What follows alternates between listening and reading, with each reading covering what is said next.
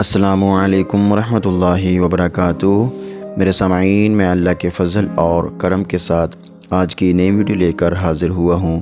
مجھے امید ہے کہ آپ سب خیر و عافیت سے ہوں گے۔ میری دعا ہے جہاں بھی رہو خوش رہو، شاد و آباد رہو اور سلامت رہو۔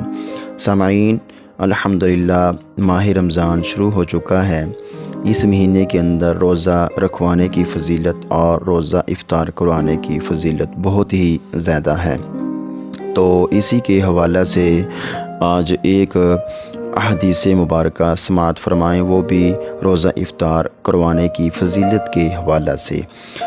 سامعین، حضور علیہ السلام نے ارشاد فرمایا، جس نے حلال کھانے یا پانی سے کسی روزے دار کو روزہ افطار کروایا، فرشتے ماہ رمضان کے اوقات میں اس کے لیے استغفار کرتے ہیں اور جبریل علیہ السلام شب قدر میں اس کے لیے استغفار کرتے ہیں۔